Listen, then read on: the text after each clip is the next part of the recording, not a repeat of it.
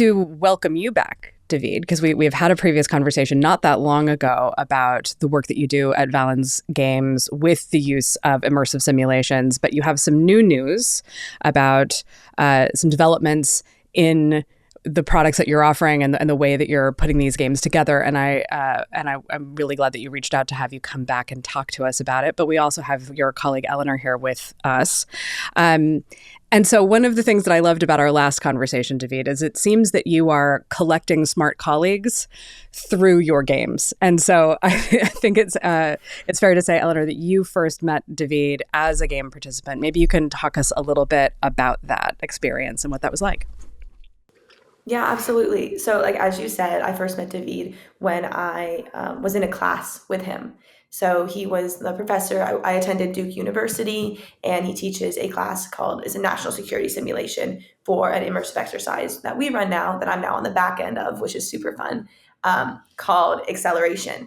And it's a game about like fault lines and identity. And I have more of a research background and was planning to go into more government national security space before I found this awesome company and decided to take this class. And it was completely unlike any class I'd ever been a part of.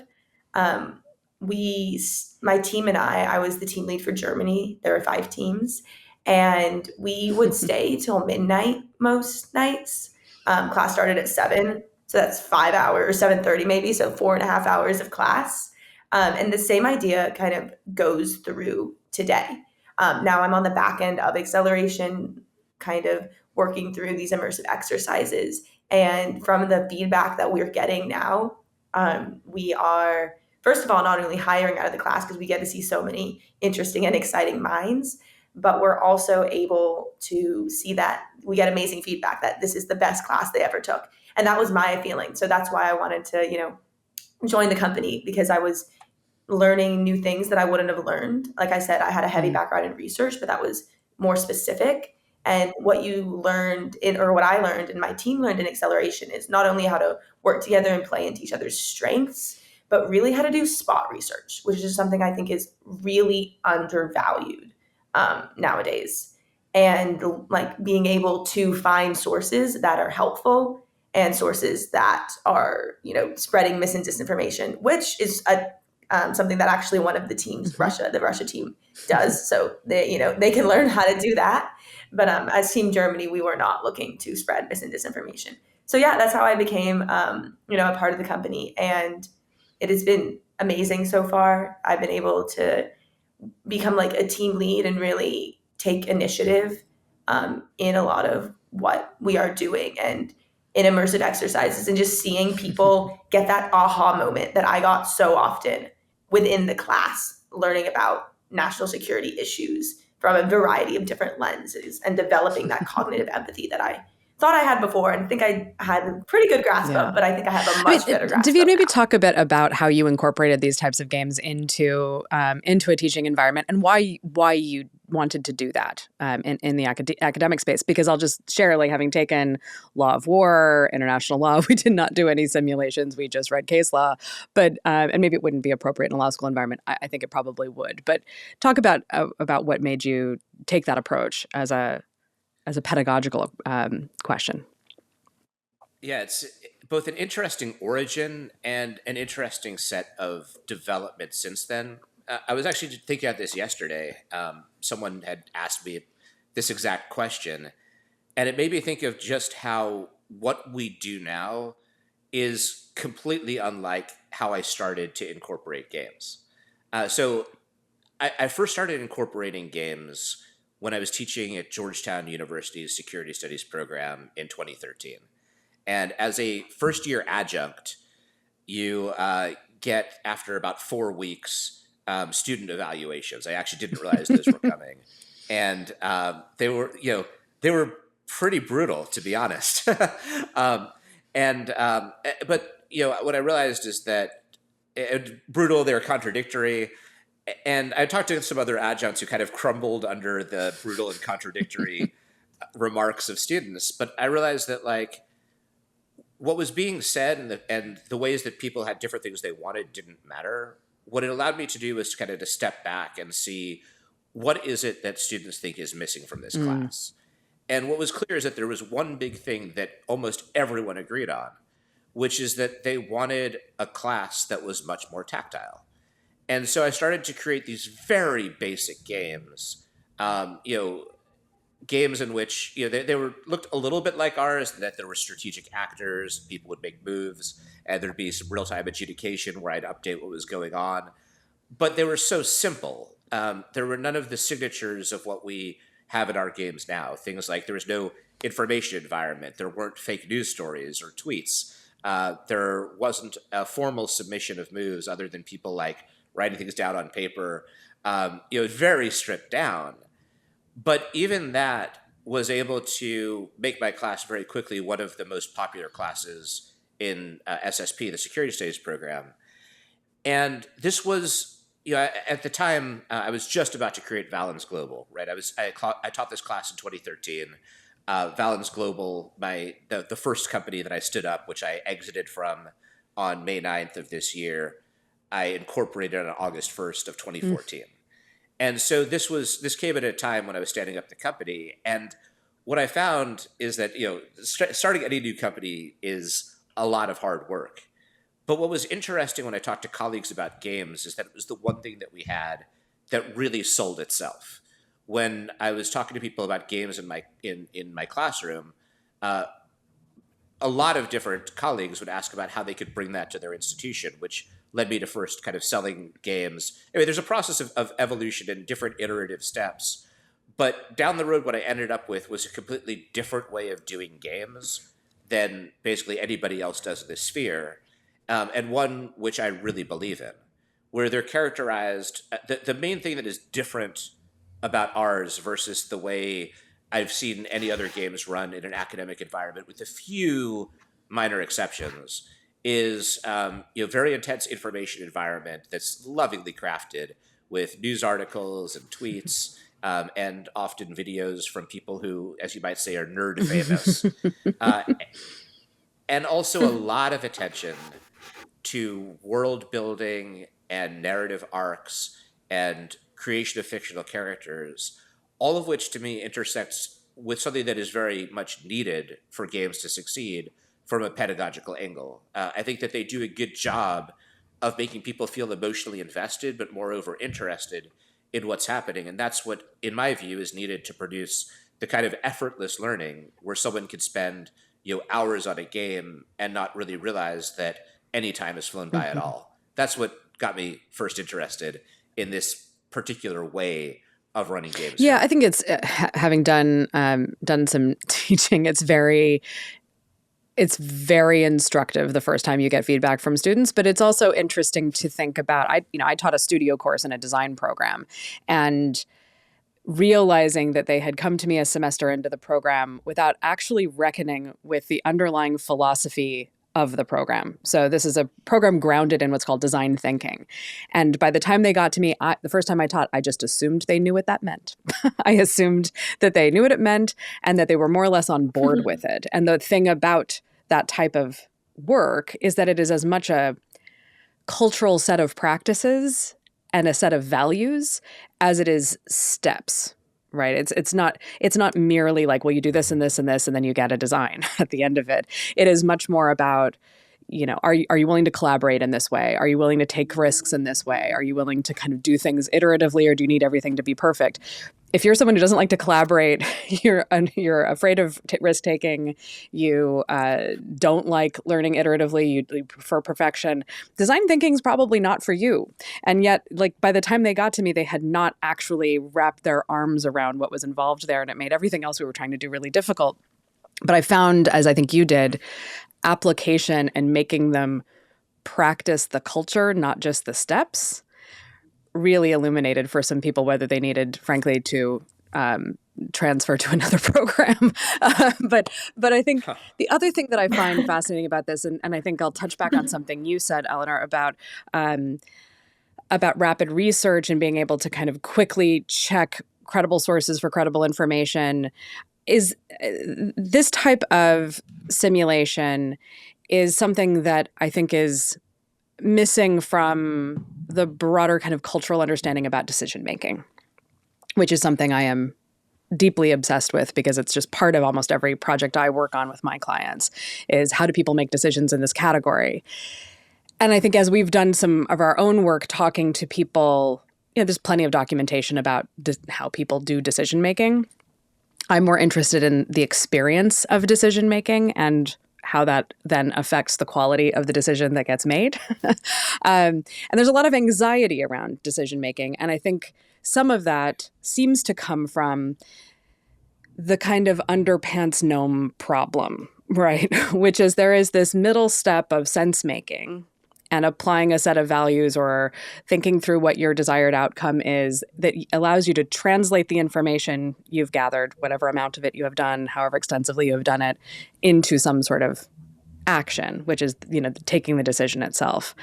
And I've found in our work that some people are great at rapid research. Some people are terrible at it. If you're great at it, you can kind of move forward with a bit more confidence. It doesn't mean you make a great decision, but you can move forward with a bit more confidence, a little less anxiety. The folks who struggle to figure out who they can trust, what information is good, how to apply it, where to even look, should I be asking everyone I know? All of those kinds of information gathering challenges bog them down in that part of it, and they never quite get to a place where they can make a decision confidently. So there's a lot of anxiety in that. In these games, things are a little bit high stakes. Like there's a time limit on them. We're talking about high stakes scenarios a lot of the time. What's that part? Like you're good at the research part, Eleanor. How do you then translate it into meeting the objectives of the simulation or doing what the party you represent is trying to do? I'm just curious your reflections on getting from step 1 to step 3 and not leaving the question mark in the middle. Yeah, I think a lot of it has to do with speaking to people who are more knowledgeable on subjects and learning to trust others. I am someone who I think of, I'm a pretty smart, intelligent person. I know how to research, but that doesn't mean I know everything. And I think something that students and young people in general often think is that I do 3 minutes of research and, oh my goodness, I have a grasp on this issue. You do not. I did not.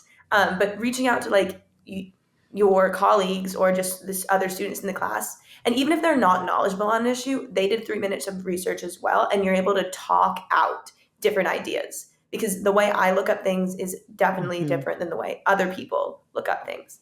I often lean into the use of large language models, which I think is something our company does really well, and also something I learned as a student. They give you new ideas. You can say, give me, this is a problem. How do I prevent Brexit from happening? This was a case in one of the games we just played at Duke University that I was on the back end of this time acceleration.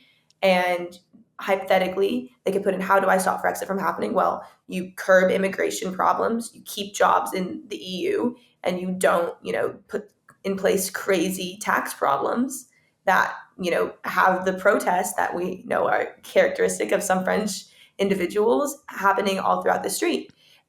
And then you can put these ideas into a large language model and have it come out with different thoughts that you might not have thought of. So I think in the future, a lot of people will learn to rely on these LLMs to think differently. And then you can apply that. You have to know how to ask strategic and important questions. And so for me, getting from step 1 to step 3, like you talked about, it goes from my own spot research, maybe plugging it into an LLM, getting things back, talking it over with other people. And then, like you said, there are time constraints. Just like the real world, decisions are bounded by time. So in our immersive exercises, they get the information about, 48 hours ahead of time, and they have 48 hours to, 64 hours to make that decision, to figure out where they're going to go. And I think having a set time really makes you so you can't finagle and kind of mess with what's going on. You need to set a path. And after you've brought everything together and actually discussed it, then you set that path, and you have to be ready to deal with the hopefully benefits, but often the consequences. I'm curious about, I know that when we spoke before, David, we talked about the ability to run multiple scenarios, or to even run the same scenario more than once, as you kind of learn from iterating through the process. A lot of what I think about with immersive simulations, or any other kind of wargaming or gameplay, is it is a relatively safe place to practice making decisions of this type, right? And I think one of the things that is useful about these tabletop exercises is that frequently you are asked to practice making a decision you may never have to make or have never made before. I was listening to an interview with Barton Gellman about a tabletop exercise they had done, and one of the big takeaways was simply that governors of states don't really have a firm understanding of the limits of their power as against the federal government. And so if you suddenly have a president who decides he wants to send in federalized troops to put down a what can a governor do to stop him? And in the simulation, apparently, Christy Todd Whitman was playing a governor who decided to put her National Guard into active service for the state and tell them to disobey the federal order, which is like, well, you might delay if that commander follows your order. I think things are going to go pretty badly for him in the long run if the president is motivated enough.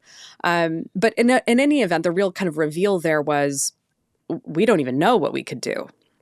And so maybe talk a bit about how these kinds of simulations can help people understand that complexity and reveal I think one role it plays is revealing the knowledge gaps, but maybe talk a bit about, especially in political scenarios, how these types of simulations help us understand what's at stake, how to make decisions, where the knowledge gaps are. They're not predictive tools necessarily, but they are kind of sense-making tools. Yeah, I think that's right. I do think there are some ways in which simulations do function relatively well as predictive tools, but you have to set them up well to do that. I think I agree strongly that the best use of simulations is sense-making tools in a variety of ways. And we could kind of talk about the umbrella of ways, from risk mitigation to highlighting knowledge gaps to understanding how a system works. But I love the example that you just provided via Barton Gellman, because that's something that comes up a lot in games that we run, where people will have kind of no idea about different ways, like limitations of power, about how a certain energy market works. I'll talk about that in a second, just to give an example of one of the worst moves that was ever made in a game that I ran, and the like. It spotlights those knowledge gaps, and B, it does something else important, which is it can show the player how they really should have gone through the process of asking questions and making sense of their environment before trying to make a move. So the worst move that I've ever seen was a German team. They were actually Germans. They were playing Germany, and they had their country. This is when Merkel was still the chancellor. They had their country buy up all the Middle Eastern oil that it could, and then threaten Vladimir Putin because they were no longer dependent upon Russia for energy. And it was a complete misunderstanding of their energy market, right? They weren't dependent on Russia for oil. It was gas. Right. So they had this glut of oil, and then in the game, Putin cut off the pipeline and would no longer supply gas to Germany. So they had this gas crisis, and it just created this huge firestorm, like a huge political controversy that they bought their way into just by not understanding their own energy market.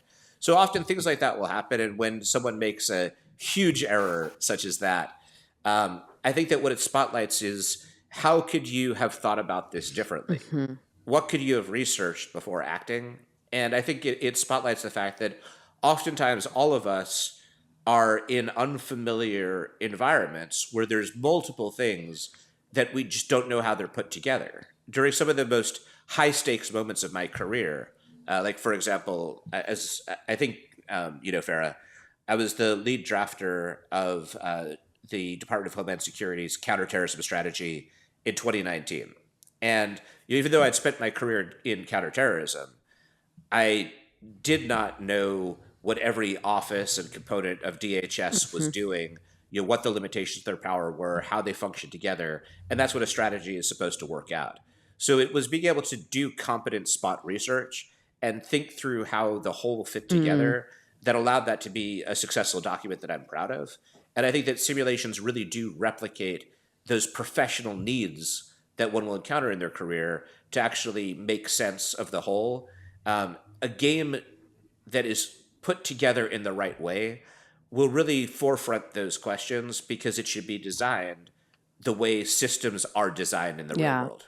Before we come back to the question of the role of AI and LLMs, which you brought up, Eleanor, which I do want to get into because it's really why we're talking today. I have now completely spaced on the name of this documentary, but there is a documentary out about a game that was played that was... Yeah, it I is. think it's called War Game. My husband and I watched that a couple of weekends ago. Yes. Obviously, a thing to know about it is whatever you are seeing in the documentary is not the complete game. It is not everything that transpired in the game. It's not all the rules of the game. But as portrayed, one of the things that stood out to, especially to my husband Stuart, was that it seemed like the game kind of had set up a desired ending. And I was curious about whether that is standard for game design or whether that's not. So for Wargame, I should say I know the people who designed the game, and I also know a number of the participants, and know a lot of different interesting backstory about it, which I think enhances my appreciation for, among other things, the way that that game brought to the fore. So let me specify. I have not watched the documentary yet. I do need to watch it. It's not anything against the documentary. It's a little bit more how I consume media. So I haven't seen it, and so I don't know if some of the really interesting parts made it off of the cutting room floor. But it revealed, for example, how some very established national security figures did not understand basics of about like how the Department of Homeland Security worked, and so thought it would be playing a much different role in the hostage crisis that emerged in that game than it actually would. That to me was a very interesting aspect of sense making, as we just talked about. But so the answer is both, right? There are numerous games where we haven't scripted an ending and we'll script it as we go through. There are some games where we have a certain universe of endings. Then there are some games where like we have to end it on a happy ending. Like it can't end on a sour note. Like you can go through like this crisis and everything can be falling apart, but it has to pull together at the end. So for example, if we're doing a risk mitigation scenario for a company, as we did recently for a very big tech firm, it was we did this game that was testing an upcoming tech deployment, and it was dragging it through every political controversy that could emerge. But we understood that, like, while sensitizing the team to risks, the takeaway from the game couldn't be, hey, everything's going to fall apart, you guys, sorry. Instead, like, there had to be this sort of 11th hour way that things came together and it ended happily. And so once in a while, we'll do that. And I think that there's merit to doing it that way for the reason that you gave earlier, Farah, which is that really, for most games, the value isn't in the outcome. The feeling is in the outcome. For most games, the value is in the decisions and the internals and not in the ending that you reach. I think this is just to provide a little context for anybody listening who hasn't seen it. The more or less the premise of the game is that there is an insurrection led by members of the U.S. Armed Forces who are not doing it qua the military, but they are members or former members of the military who have decided to do January 6th, but for real this time. And so the question is, how does the president respond? How do the governors respond? Because instead of it all being focused on the Capitol, there are uprisings and hostage takings and et cetera happening other places. It would be a bummer if one of the possible scenarios is, and the government falls, right? And it might lead people to take almost more extreme measures within the game in order to avoid that outcome. It sort of seems like and again, this is entirely likely the way that was edited to preserve some confidentiality and some security. But there was sort of like, and then they certified the election. And that was sort of the end of the documentary. I think what's interesting, though, about the emotional piece is it. And I'm going to do a weird digression here, but I did a project a year or so ago with people who were on probation and parole. And one of the things about that experience is every step of it is traumatic. So obviously, for many people, the crime itself that got them into trouble was a traumatic event for them. Something was happening they weren't having a good time. Then they get arrested. That's traumatic. Then they get put in jail. That's traumatic. Then they get brought before a judge. That's traumatic. Then they get charged and convicted. That's traumatic. They go to jail. That's traumatic. They come out of jail. They meet with their parole officer. They're handed this list a mile long of conditions that they have to comply with, all of which are liberty curtailing, many of which are confusing. And because they have been traumatized now for probably 9 months straight, at least, maybe longer, depending on the nature of the crime and the backlog of cases in their local criminal justice system, they do not process what is on that list particularly well. And so some people react to that by literally going and getting like a basement apartment wherever they can manage to get one as a felon, and never leaving their home. I mean, I talked to people who were literal shut-ins because they were so terrified of violating their conditions that they simply wouldn't do anything at all. Not a great way to live your life. Others, of course, think they're doing the right thing or think that they're just doing what's reasonable, but discover that that's in violation of a condition, and they have a hard case parole officer who decides to violate them and put them back in jail on a technical violation of their parole.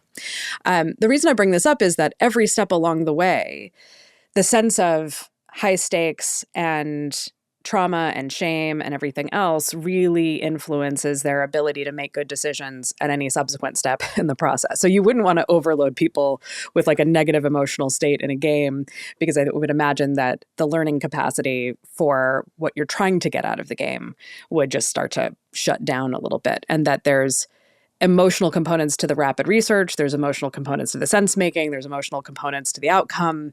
And so let's maximize learning by not freaking people out a little too much. Yeah, absolutely. And I know Eleanor has something to add, but what I'd say to that is that's precisely the reason why for certain games we're only going to have, happy endings, right? Like there's only kind of an ending that's going to be relatively successful, because, games are incredible experiences. And we can see this in the increased use of visualization in sports, right? The social science is very strong that visualizing different aspects of successful execution of a sports feat or other feats does have effect on performance. Similarly, games are intense experiences.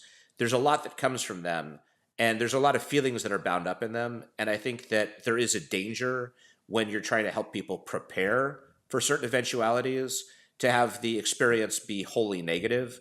So what you say there is exactly right, that I want to make sure that in certain cases we're using something for training or for risk mitigation, that the net result isn't to demoralize an entire team. But again, Eleanor, I know you had something that you wanted to add as well. Yeah, I think this all comes back together on the idea of buy-in. We want, like, by eliciting an emotional response, people actively want to get involved.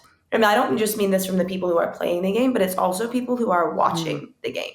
So a lot of our immersive exercises, we have people who come and they just look and observe and see how people engage. And I know from talking to them, they take away experiences. And like for me, for instance, I actually was able to see war games as a part of, I took American Grand Strategy through film class at Duke.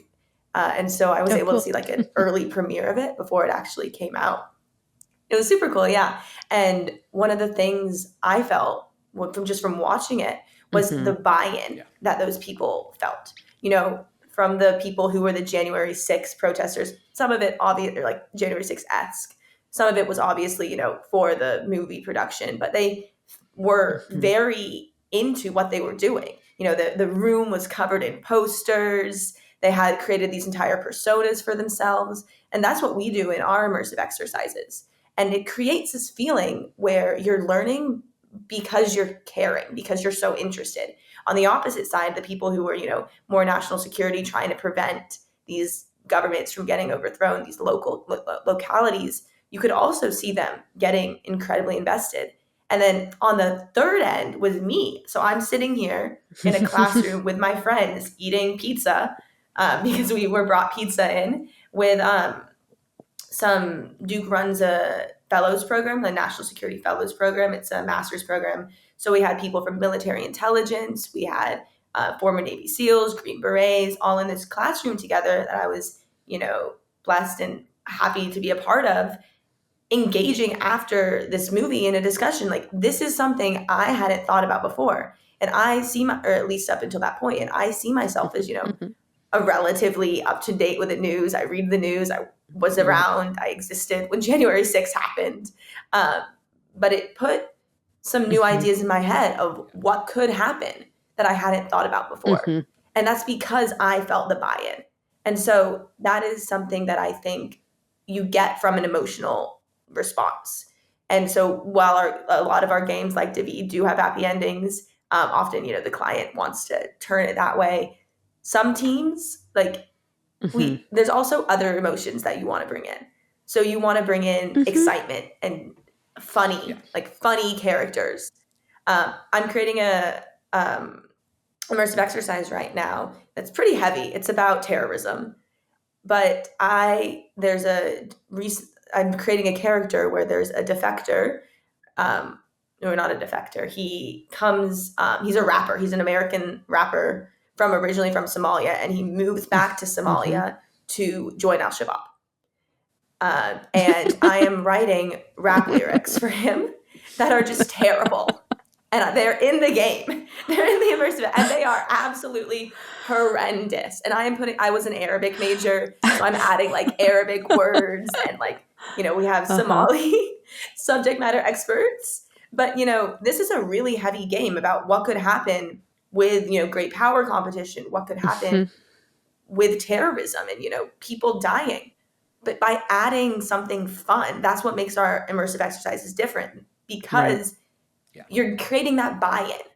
And that buy-in was definitely created in war games, which you talked about, but something that I felt I was definitely in the class. And now, on the opposite side, I'm creating because like the people we create and the ideas, they pull on, real trends. And by pulling on those real trends and putting kind of a face to a name, you're able to have people get that aha moment. That perhaps I think it's a really interesting kind of insight into why we play at all, which is, dumb analogy. But this morning, my dog asked for playing ball instead of going walk. And so we played ball. And, one of the things you think about with this is he's a birding dog, right? His instinct is to go catch something. That is his instinct. But we can't murder waterfowl all day long. And so instead we catch tennis balls, right? And it's all very fun because we can do it over and over and over again.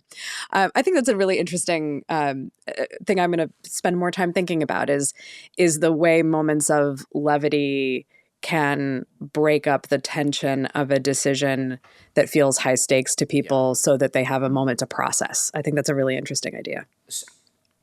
I also think there's more to it than that, though, because this is one of the things that, interestingly, I find to be most controversial among colleagues in terms of what we do, right? And this isn't like the CT field where there were constant controversies and real clashes of personality, the counterterrorism field that I used to be a part of.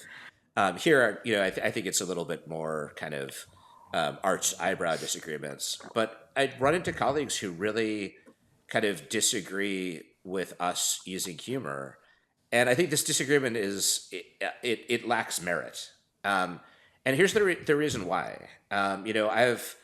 I've been in high stakes situations. I've spent time in war zones and been shot at. I've been, an expert witness in criminal trials where there's a lot at stake, where, the defendant is, an accused terrorist. And from all those experiences, it's really the darkly humorous moments that you end up remembering really, Hmm. really well. So, like, we don't, in our games, there's not this divergence from reality to use humor. Instead, humor is used the Hmm. same way that it comes into effect Right. in reality. So, one of the things we'll do a lot when there's crazy things happening in the world, as happens in the real world, we'll always have like those, interesting tweets that are in there, or like a tweet that goes viral from like an unexpected personality. Like in the game we just done running at Duke. I told Eleanor to put in a tweet from Diddy, where he was tweeting from prison. To which Eleanor replied, "Who's Diddy?" But that's its own other can of worms. But like so I mean that's Yeah. one thing, right? Like having that tweet that's funny, but we often remember things through like awful Hmm. things through that weird funny response from some B-list celebrity that you didn't Yeah. expect.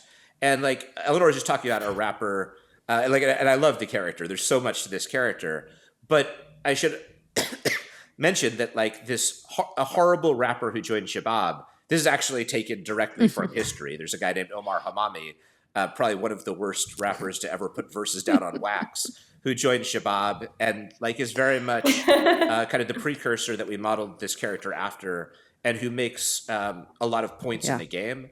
So to me, like humor isn't kind of it's not secondary. It's not just a little bit of style, but instead, to me, it's one of those elements that actually makes the game Yeah, real for I agree with that. participants. That is, finally finished earlier this year reading Ruth Ben Guyet's book Strong Men, and one of the things, well, there are many things that stand out to me. One is the surprising repetition of advertising agency names, which is where I spent the first 10 years of my career was in ad agencies, and I was like, oh, here's McCann Erickson. Oh, look, here's JWT. So helping prop up strong men around the world. Good job, guys. But the other thing about them was their ridiculousness. They were absurd and sometimes very funny. Sometimes they were utterly humorless, but then funny things would happen to them. And then there are just sort of these moments that are, um, it's perversely funny. It's darkly funny. It's well, that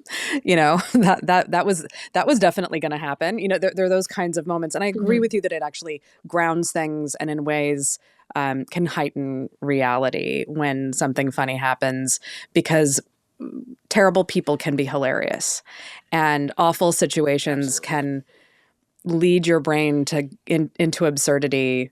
Mark Maron did a stand-up show after his partner Lynn died and COVID, that had moments like this, where it's just like, yes, in these darkest of moments, the most absurd thoughts pass through your mind.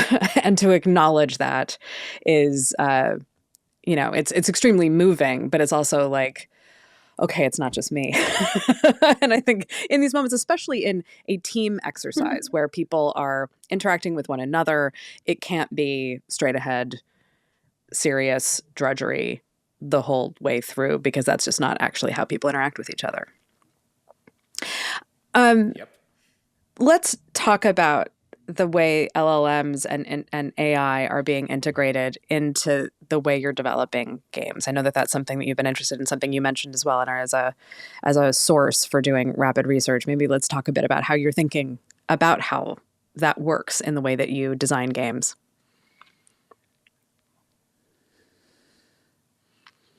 Yeah, I mean, I can just start as a person who's doing a lot of the actual creation of materials right now. LLMs are a lifesaver.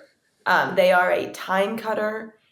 If you know how to speak to an LLM, you are able to make it do magic. If you do not, but like the one thing I will say about LLMs, if you don't know how to engage with them, you will not get your desired results. LLMs are great if there are great people behind them.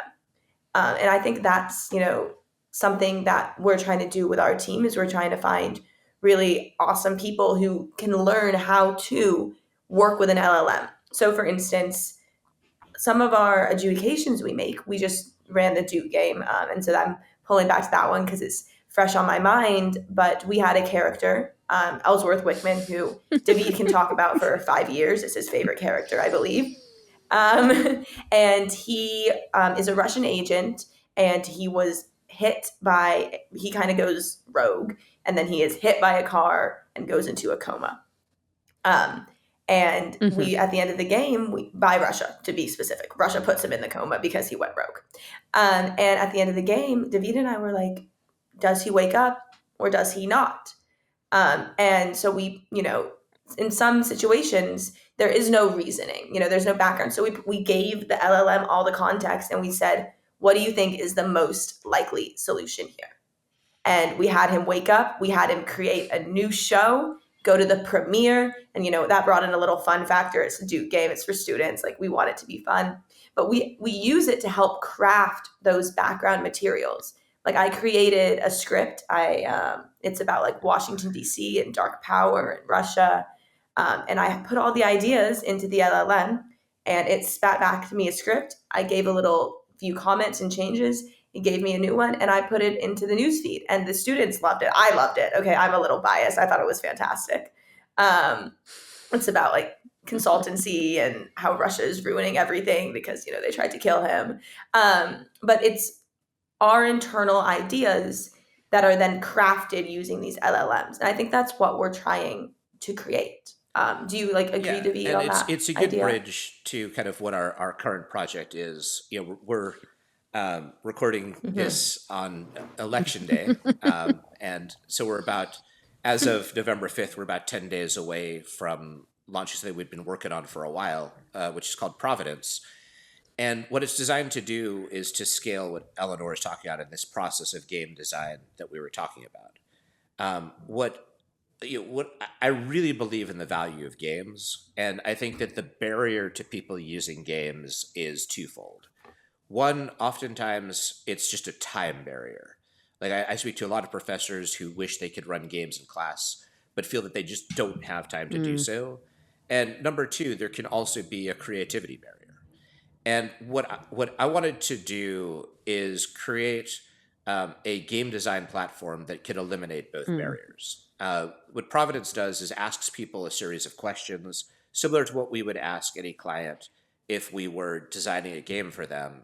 And then based on those answers, it automatically generates a full game at the very end, which isn't going to be, it's not going to be the game that Eleanor and I would create. But I think that it can automatically generate, a 75, 80% solution, which suddenly makes games extraordinarily accessible across a range of users in academia, the private sector, government, in a way that they weren't before. And that's what we were trying to do. And when Eleanor is talking about, how if you know how to use an LLM well, you can get magic out of it. That's where our back end engineering comes into play, in taking the sort of prompt engineering that I would do or Eleanor would do, and making it automatic and invisible, so that the person who wants a game made gets really high quality outputs that is bringing their own vision, even if it's a vague vision, to life in a way that they can execute and run. So maybe let's sort of step through how this works. This is not a case of like I feed into an LLM a game for it to play. Instead, this is the LLM is helping to kind of populate the game space with materials and assets for me to reckon with as part of the game itself. Am I understanding that correctly? Yeah, that's precisely correct. So it starts, but it asks a number of scene setter questions, starting with, what do you want the game to, when do you want the game to be set? What do you want it to focus on? Because, just the setting won't answer it, but the focus could be, international relations. The focus could be police procedural. It could be, sports leadership, any number of things. I mentioned all of those because those are all areas that we've created games based upon. It asks for the tone that you want. It asks for the number of turns because it's going to populate out the full length of the game. And then a number of other questions to kind of hone in on the specifics of what the user is looking for. And based on that, it creates artifacts for the entire game. So that as we've mentioned, when we create a game, the information environment really contains the game. It's kind of the news feed with news articles and tweets and videos and the Mhm. like. It's memoranda that are specific to each team. And what we've created is a system that can automatically populate Mm. all of that. So essentially, you start out with that game having been created. Now, after that, there's other factors which I think are quite cool. Like, for example, it has this command post, they call it, or it can be called where the Hmm. referee is stationed, where the referee is going to get to adjudicate among competing moves and have that incorporated into the game world. So there's a lot of things that it can do to advance gameplay. But the main thing that I wanted to solve with this device, which I think that we have, and it'll only become more precise and more complex as time passes by, and we continue to increase our spending on development resources, is the ability to automatically create that game and eliminate that time barrier, eliminate that expertise barrier, which can be such a significant barrier to people running games where they think a game is very well suited. A lot of people just feel like they don't have the time, they don't have the expertise or the Mm. creativity. But to me, what we're able to do is democratize games in a way that those should no longer be barriers. I completely agree with what David is saying, especially the concept of democratizing games. I like as a participant and now working for Valens Games, I am seeing the reactions and responses people have. Really wholeheartedly believe that immersive exercises and war games, the way we run them, really Hmm. can transform how people learn.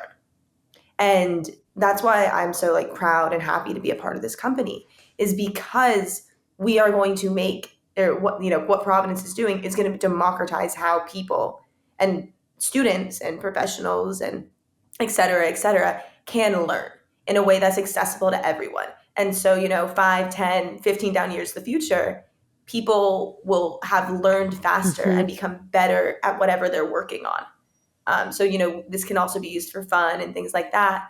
But whatever specific subject, this platform will be able to create like quick, intelligent, subject matter, knowledgeable Hmm. games for different fields.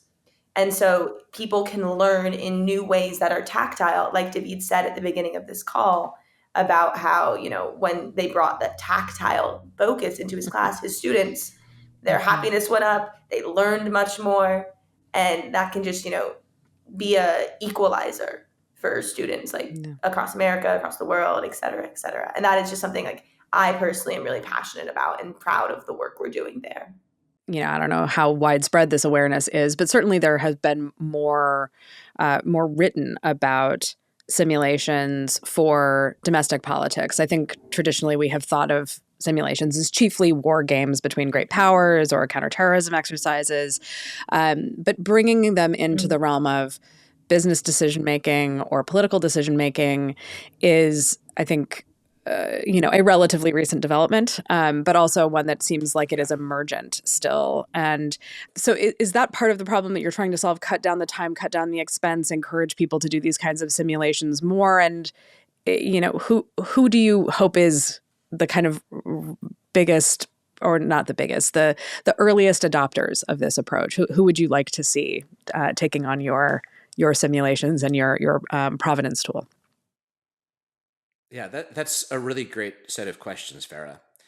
So the answer is yes. That's exactly what we're looking to do to cut down the barriers to entry, so that it will be widely adopted and used in areas where games can be helpful and shed insight. Now, in terms of who the target market is, the very first target market that we're going after for wide scale adoption is academia. Mm-hmm. And the reason why is because I can see the demand signal for use of games within an academic environment. I think in the 21st century, almost any professor is going to be looking for a way to teach materials differently and to make students engage differently for a wide variety of reasons, ranging from the way in which the fast moving world can make entire bodies of knowledge obsolete very quickly to the diminishing attention spans that everyone has due to TikTok and social media and a wide variety of other things. Like professors are looking for a different way to teach. So that is what we're targeting right now. We're targeting two other markets as well. But to me, academia is the one where I believe that we'll get the most widespread Mm-hmm. adoption quickly. The other two markets are US government, where there's a pre existing Yeah. market set. Adoption won't be quite as fast, I don't think, due to the way government Mm-hmm. contracting works, but I think it's a very clear use case. The final one is for private companies. And that's one where I think we will get widespread adoption at some point because companies understand the value of sandboxing decisions and putting them into immersive environments, right? The use case basically writes itself, but it's also a much more disparate market than Mm-hmm. academia. So there's a great book, Crossing Mm-hmm. the Chasm by Jeffrey Moore, which has fashioned a lot of the way I'm looking at early adoption of the Providence platform. And it makes a number of great points, but one profound point that's made within his book is that early penetration into markets is through word of mouth. And he talks about how, oftentimes you don't have true markets, but instead there are market segments.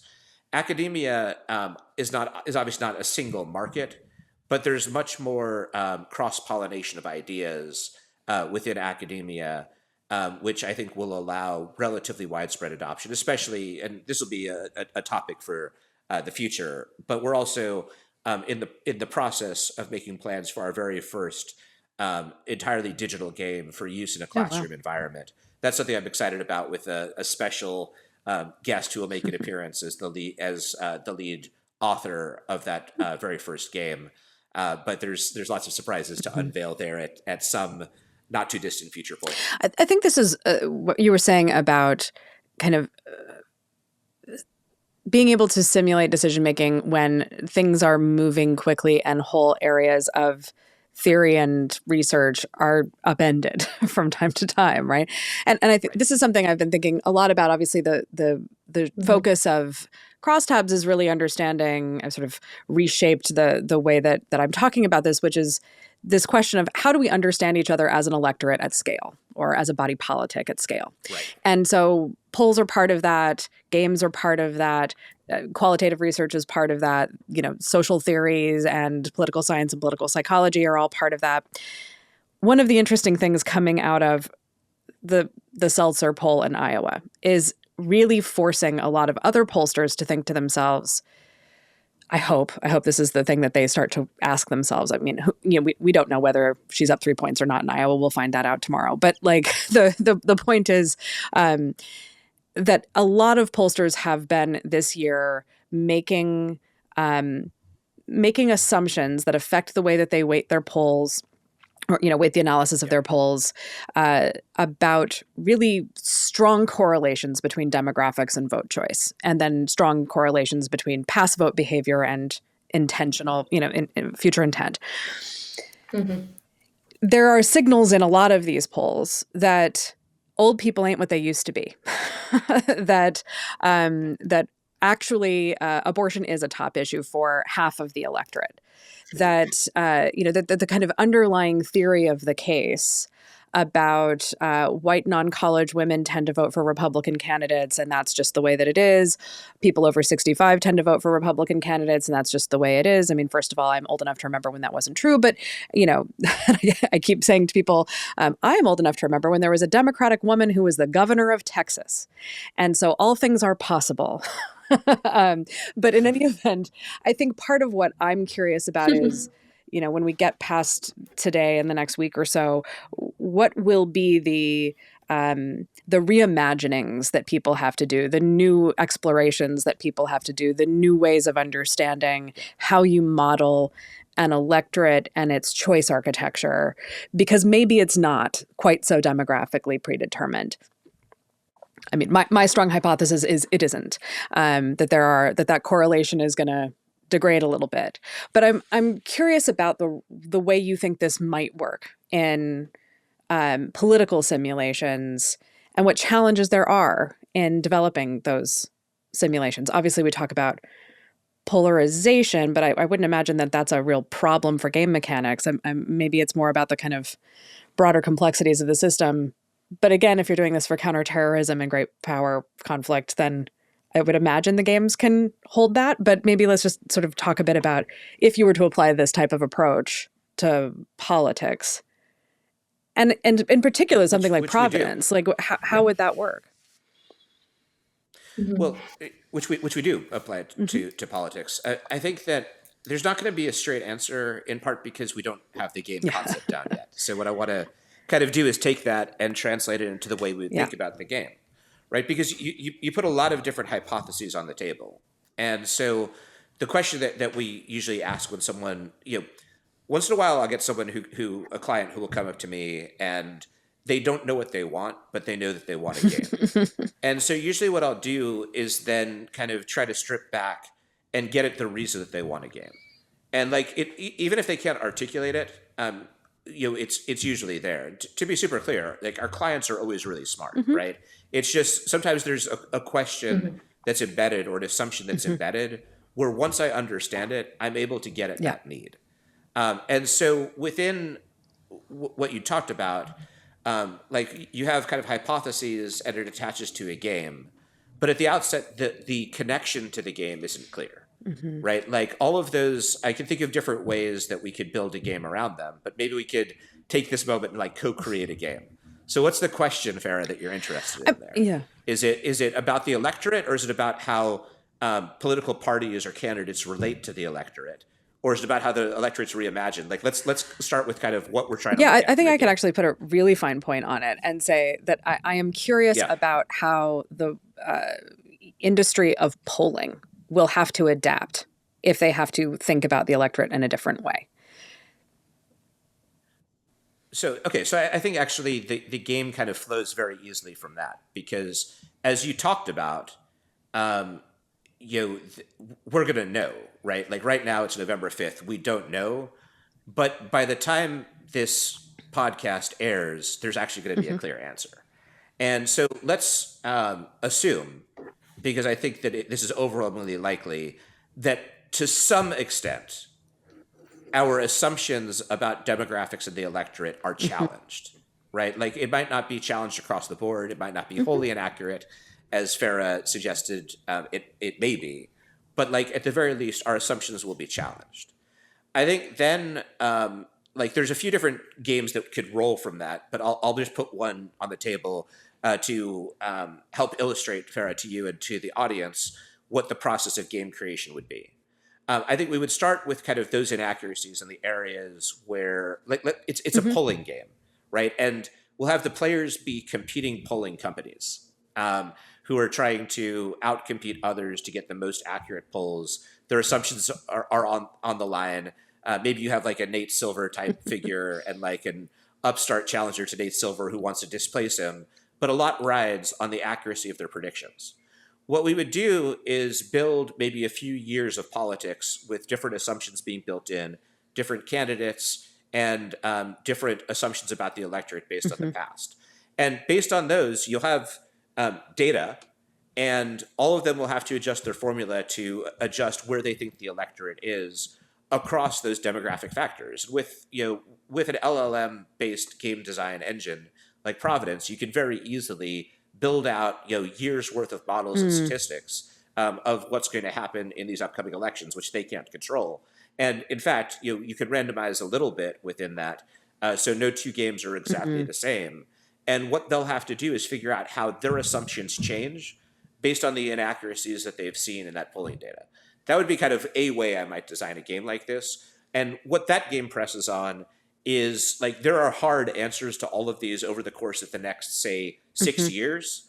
And what the players are trying to do is adjust their formulae and their own assumptions for areas where they see past poll results as being discordant with where the world is. That would be one way that I might design a game to look at the exact question that you're putting your figure on. It's interesting to think about. I guess the thing that is just on my mind this week, because I'm trying not to freak out, is really about things like if your underlying assumptions about the way a system works turn out to be more weakly correlated than you thought they were at the outset. What is necessary to get you to do more than tweak your model? What is necessary to get you to to consider re-theorizing. And what would you do to re-theorize? I think, I've been making my list of additional people to interview. A lot of them are just like pure math majors. And my reaction to that is, cool, you're great at the math side. Have you ever talked to a voter? Have you ever met a person who is undecided as of yesterday? Like and so Absolutely. I'm curious about like what dislodges people from because tradition. This is always my question. And to be super clear, just to flesh that out a little bit more, because I talked about design of a game, and we're looking at how games would intersect with questions like this. Number one, for a game like this, you give stakes, right? It's not just that they're trying to get the most accurate poll, but like their credibility in a real way is on the line. Like you build out a business background, like there has to be some sort of urgency for each of the players where there's something to be gained and something to be lost. Polling companies can indeed go out of business. If polls are discredited, then people might not use them unless they're trying to use that particular company to prove a particular point. But like if your poll is no longer regarded as credible, that can be devastating to you. Similarly to the Nate Silver-like figure and the upstart, like people saw, and Nate Silver kind of bristled at this in a variety of passive aggressive ways post the 2016 election.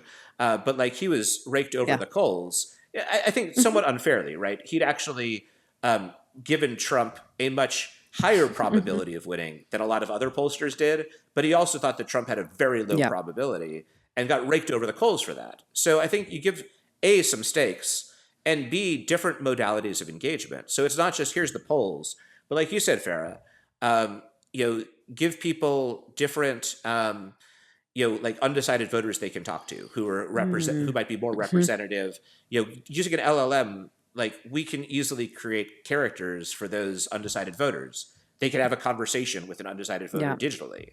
And because here we're talking about how to do the game entirely digitally. If I were running it live, I also might just use a role player for that. But what a game provides is different modalities of engagement that gets at the questions that you're asking. What does it take to uproot assumptions? For someone who's just a math major, what does it take to add that human element in for them to understand ground truth a little bit better, so they don't just see it as this formula that's divorced from the world, but inherently wedded to what people care about and who they are and their modalities of engagement with the world. That's what I would say with respect to what you're looking at and looking for. I guess my last kind of question for you guys is, and I want to step a little harder into that idea of ground truth. It is a thing I am currently obsessed with. I was joking to my husband yesterday that I think a service I ought to offer to a lot of creative agencies is I will just come in and help figure out the ground truth of the project, because a lot of times they have been asked by clients to do something and they think they understand what the client is asking for, and the client thinks they know how to ask for the thing that they want, and neither party is right. and I find that a lot of times my role is going, are you sure that that's what you want? Is that really what you mean when you say? And so what is the possibility? What do you, as you look ahead, what are the kind of potential uses of games, AI, political analysis in any sphere, business decision-making analysis in any sphere for establishing the ground truth of things? Because I think one of the senses that I have about the current moment is that ground truth feels harder to come by. Certainly in our politics, but maybe you have a point of view about where all this is headed and the role that simulations and technology can play in helping us establish ground truths. Yeah, I can just start. I think the thing our games do great, and games just in general do, is they force you to challenge your assumptions. I think that is one of the issues we see right now. You kind of go in like on the internet. I don't have TikTok anymore. I deleted it about a year ago, but I have Instagram Reels, and they give me what they think I want. So it's it's an echo chamber of hearing things, and just recently we're having something of deep fake released about the FBI that's showing fake voter. I don't really remember 100% what it was, but people I didn't get that. That wasn't on my feed, but it was on other individuals' feeds. And that contributes to what they see as real. And I am not here to challenge and say what you're seeing isn't true. Like, that is not me to go against them directly. What our games can provide is a new way to look, a different lens, to humanize. I think a lot of what we've lost as just a society through the internet is that humanization of other people. So I think our immersive exercises really humanize each other. We don't, like I was saying, belittle people. We make real seeming people, like, for instance, the polling company that David said, who have different personalities, who may vote Democrat on one issue, Republican on another, and independent on a third, that show that people aren't just one dimensional and that things are changing and have backgrounds. They have families, they have things they care about. And by creating that humanizing aspect, like, I sincerely hope, like, we pull together as a society, because I hate the polarization. I am from, a state with very strong beliefs, and I have different beliefs, and now I'm in a different place and my beliefs may be different, but it doesn't matter, because I feel like I grew up as someone who could talk across the spectrum, and like 100% hear your beliefs and your arguments and understand that that's your truth, and then have a normal conversation with them where I explain mine and we come together in some kind of understanding. We don't agree. We don't have to agree. We probably won't. But that's what I want our immersive exercises to do. It's to humanize those people so you can have those discussions again and see things from a different point of view. And so we create characters, and that's what I hope. And that's how I see us getting back to the ground truth, is seeing the humanity in different people. Oh, I think that was a wonderful closing statement on Eleanor's part. I would echo it and simply say that I think that games, one reason that I decided to lean into games over, other aspects of my career that were also really interesting and were enjoyable to me, it gets to what Eleanor was saying, which is that this is one of the very few areas where I've seen people feel free to think differently or consider things differently than they might otherwise. I've been in so many, like I've led so many classroom discussions where people debate and get re-entrenched in pre-existing beliefs. But when you step outside of, when you're cast into a scenario that draws on things that are real, but you're put into a role and you're given stakes in a decision, suddenly I've seen people think about issues very, very differently. And, I think that's really important, both because of what Eleanor said, that it's humanizing people despite differences that's important, but also because, as we started with, the 21st century is fast moving. It's extraordinarily complex. Anybody who thinks they have all the answers is deluded, right? To me, it's important to be able to have that mental flexibility and agility to know that there are a lot of things that factor into most outcomes, and to appreciate the fact that we all have a lot to learn.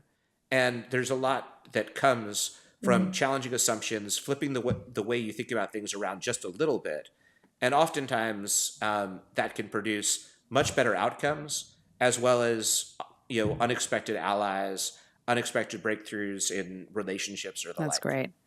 I think that's a perfect place to end. Thank you so much to both of you for joining me in this conversation. And Eleanor, I can't agree enough about the need for cognitive empathy in so many things. So I'm so glad that you're part of this endeavor with David, and I hope we can find an opportunity to do this together. I think there's a lot of fun games to play in a lot of different settings, and I would love to do one of these one day, as you know. But thank you again so much for joining me. Most definitely, Farah. It was great joining you. Thank you for hosting us for this conversation. Crosstabs is hosted by me, Farah Bostic, production by The Difference Engine, and edited now by Allison Preisinger of AMP Studio. Music from Audio Jungle by S Audio. Find us at crosstabspodcast.com, where you can subscribe to our weekly Substack, also available at crosstabspod.substack.com. Tell your friends about the show, subscribe on your favorite podcast service, and give the show a rating or review. I would love to hear from you, and it will help other people find the show. Email me if you have any questions, ideas for episode topics, suggestions for future guests, or want to talk about ways we can work together at farah@crosstabspodcast.com. See you next time.